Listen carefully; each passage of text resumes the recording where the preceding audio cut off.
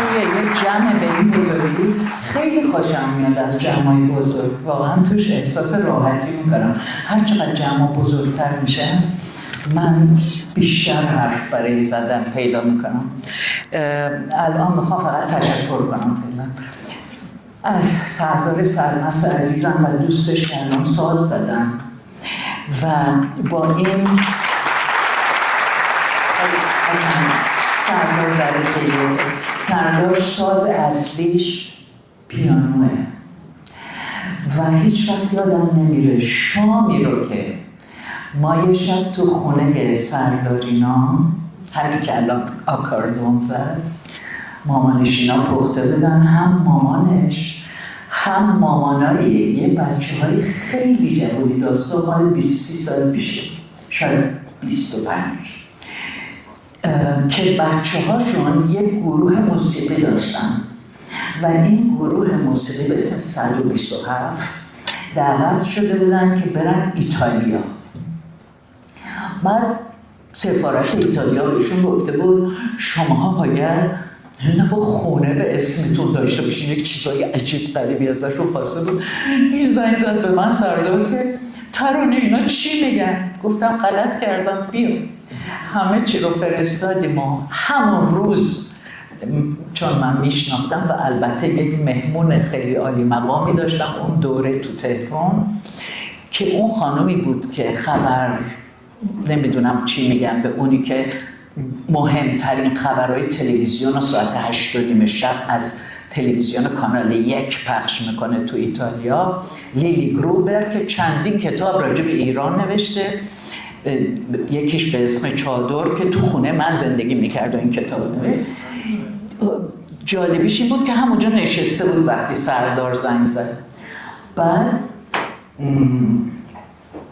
گفتش خب چیا زود زنگ زدیم و این ویزاها آماده شد و بعد موقعی که این بچه ها رفتن و برگشتن بازم لیلی هنوز تهران بود. بنابراین مامان سردار نسرین جون بقیه هم تشویق کرد بچه های دیگر رو و یک میز غذایی اینا پختن و گذاشتن که افسانه‌ای بود، از باقالی پلوها و انواع اقسام غذاهای ایرانی دلبر تا فسنجون‌ها تا چیزهای فرنگی تا گوشتای فلانجور.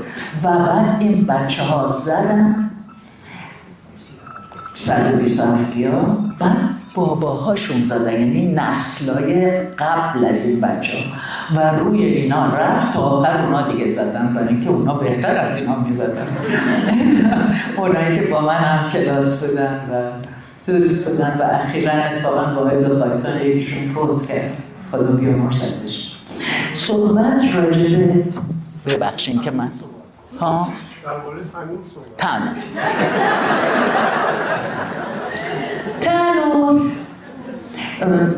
در واقع اضافه میکنم به صحبت‌هایی که اول جناب بلاکباشی کردن راجع به لغت تنور. تندوری اصلا همین این تنور و اینا از هند میاد، یعنی این هند اروپایی به هر حال تنور همیشه پایه کارش بوده و تا پیتزا که در روم هست تو تنور پخته میشه دیگه هنوزا، یعنی تنور مثل مال نون سنگک ما که پل میدن توش. بنابراین این تنور خیلی اسم عالیه، یعنی من موافقم با شما که این تنور رو انتخاب کردین سوشیانس عزیز و خوب فکریه. من تنها چیزی که با دقت خوندم صحبت خانم منصوره اتحادیه بود که تقریبا اولین مقاله بود توی تنور. 100% باشون موافق بودم، یعنی تقریبا همون حرفا رو دارم برای زدن که دوباره تکرار قاعدتا خوبه نکنم. این که ماها کتابچه هایی داریم از صحبت هایی که مادر بزرگا گفتن که چجوری بپذیم و اون فوت و فن کاسه‌گری مخصوص توی آشپزی رو یادمون دادن.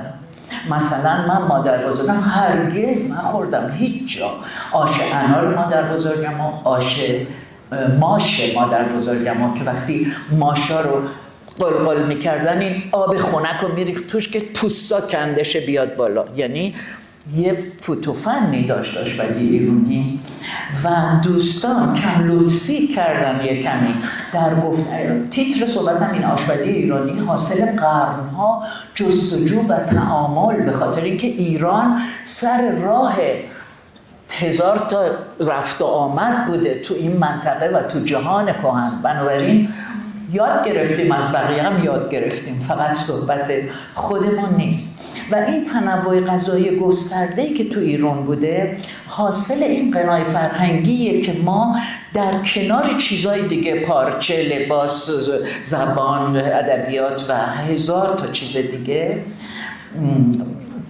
یا گرفتیم و بعدم پرورشش دادیم. همیشه هم استاد بودیم در این که از بقیه مثلا یونانی ها سرستون و من چون معمارم مثال معماری هم زیاد میزنم بگیریم، ولی بعد روش مثلا اون 2 تا سر گاو بذاریم روی اون لوتوس مثلا مصری، باز دوباره یه سر چیپ زیر ستون بذاریم، دوباره یه قبل منقلی بهش بذاریم بشه تخت جمشید. یعنی در ترکیب خیلی استادیم. بنابراین توی و بعد درست کردن یه چیزی که اون وقت فقط ایرونیه. بنابراین تو آشپزی هم همین کار رو کردیم، اگرچه که الان بالاخره اون اقلیم‌های مختلفی که ما داریم بر اساس اون چه که میطلبه و اون چه که توش به وجود اومده تو سالیان سال، ما غذاهای مختلف داریم. یعنی ما تو آذربایجان گیلان، من موقعی که تو گیلان کار میکردم خب میگفتن 80 جور غذا هست در گیلان. بعد ما به شهرداری که باش کار میکردیم و اون میدون رو داشتیم پیاده راه میکردیم، میدون شهرداری رشت رو، گفتیم بابا شهر خلاق غذا، برید ثبت کنین توی چیز، ما کمکتون میکنیم. یه پرونده‌ای درست کردیم ما، یعنی در واقع یه خانومی تو شهرداری این کارو کرد و بعد رفتم و این شهر خلاق خوراک رشت رو ثبت کردن تو یونسکو همون 10 سال پیش. بنابراین مهمه که هر جایی غذای خودش رو نگه داریم و با علم و نمیدونم یه چیزای عجیب غریب خیلی محدود نکنیم اون خلاقیتی رو که میتونه مسیر عادی شکل گرفتن غذاهای جدید رو توی به اصطلاح لیست غذایی ایرانی هدایت بکنه. در قرن گذشته ما تنوع غذاییمون خب معلومه که بیشتر شده، اگرچه که اون غذاهایی که من مخصوصا نوشتم چون اونا رو همیشه دوست داشتم، درسته که غذاهای فاخر مهمن و قشنگن، ولی اون چیزایی که من دوست دارم و قوت غالب کشور ما بوده، اینا هم باید حفظ شه. اینا هم حیفه اگر البته ما زیادی بهشون دل بستیم. یکیش اون نان و کشک خوشمزه است، نون خشک و کشک و یه دونه بادمجون سرخ کرده شاید روش، ولی کشک و سیر داغ و نعنای داغ. اینو 80-90% مردم ما میخورن، مثل آبگوشت که قدیما همه فقط آبگوشت میخوردن. بعدنه که یواش یواش، یا مثلا نون و پنیر و سبزی، چقدر خوشمزه است. اصلا دولت آن است که بی خون دل آید به کنار. تابستونا اصلا کی آشپزی میکنه؟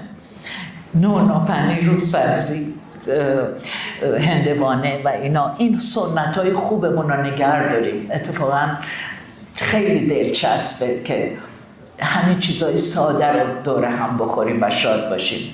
یا مثلا این و اینا. البته که ما ملتی گوشت خوار هستیم، ولی باز هم به لحاظ ساختاری خب گوشت همیشه جای مهم خودشو داره، ولی این که میتونیم اینو بچرخونیم یک کمی، الان مثلا بریم به طرف این که یک کمی گیاهخوارتر بشیم که حالا فهمیدیم که باید گیاهخواری هم مهمه و فلان این حرفا، یه جوری بتونیم این سنت رو بهش شاخ و برگ بدیم و توش تنوع به وجود بیاریم. توی نه باید تموم شد. صبر کن که باید تون برم جلو. بس وای نمیتونم. خب حالا از این میگذریم که من تحقیق کردم، یعنی از دوستانم که این کارو کردن 40-50 داستان یخچال رو دوستان مطرح کرده بودن. ما انواع غذاهای تخمیری رو داشتیم که کار یخچال رو میکرد، یعنی قرمه یا مثلا ترخینه یا انواع اقسام چیزایی که بدون اینکه یخچال باشه ما میتونستیم غذا رو حفظ کنیم.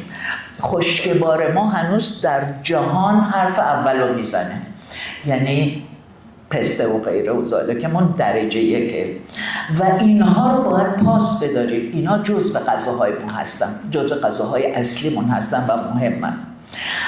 و اینکه حالا بگذاریم که با آمدن مثلا گوجه فرنگی که قبلا در ایران نبوده، خب کلی از غذاهای ما شکلش و رستش تغییر کرد، ولی تغییر ساختاری نداد، فقط اومد رفت یه گوشه نشست، یعنی تونست خودش رو جا کنه. توی نمیدونم میرزا قاسمی گرفته تا توی فارش بادمجون تا غیره که قبلا وجود نداشت. ادویه ما همیشه از هند می آمده و البته خودمونم نه که نداشتیم، زیره و فلان و اینا خب مال کرمون بوده.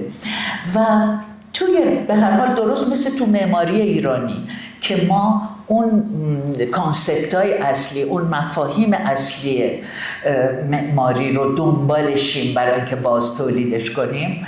موافقم با دوستانی که این مجله فرهیخته رو برای آشپزی دارن در میارن و توی متون دنبال پرسش و فکر میگردن که اون به اصطلاح چی میگن مفاهیم اصلی آشپزی ایرانی رو حفظ کنیم بعد مدرنش کنیم، همون جوری که تو معماری خیلی موقع این کار میشه و موفقه. بنابراین میتونیم ما برای این که به سلامت در غذای ایرانی فکر کنیم، من یه ذره مخالفم. من دنبال خوشمزگیم، یعنی به نظرم اگه بخوایم مثلا فرض کنیم روغنش رو کم کنیم، نمیدونم چیش رو کم کنیم برای اینکه این سالمتر باشه، من مخالفم. کمتر بخوریم ولی اون اصلش رو نگه داریم. بنابراین دنبال این که حالا دکتر چی میگه و فلان اینا خیلی نباشیم بهتره از یه لحاظ. در ضمن ما یعنی در واقع قرمه سبزی و فسنجون اینجا نوشتم بیگناهن، اینا باید عین خودشون اصلا حالا شاید یه چیزی بهش اضافه کنیم که خوشمزه تر بشه. ما برای محک زدن خود به علم غربی نیاز نداریم. علم مال همه است، سنت خود رو مرتباً تغییر میده. اگه این سنت خودش رو مرتباً تغییر نمیداد زنده نمیموند.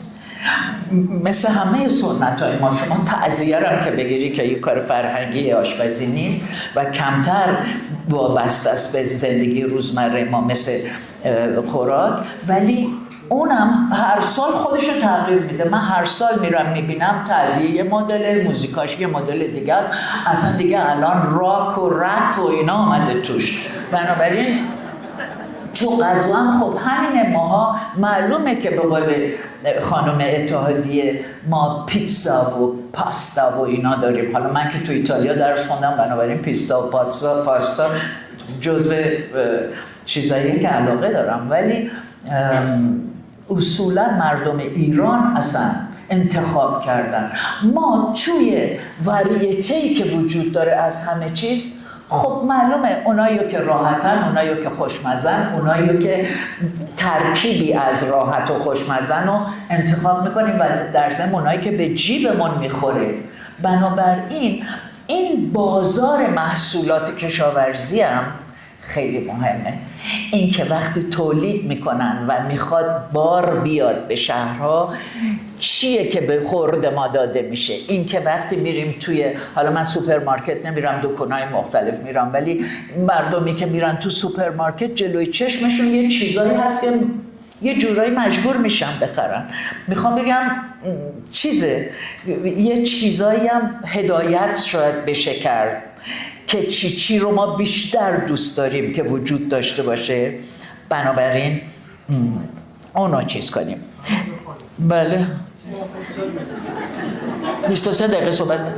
خیلی معذرت میخوام، من تقریبا یه 20 دقیقه دیگه هم با صحبت داشتم راجع به فران ادریان، راجع به داکومنتا که رفتم کارشو دیدم.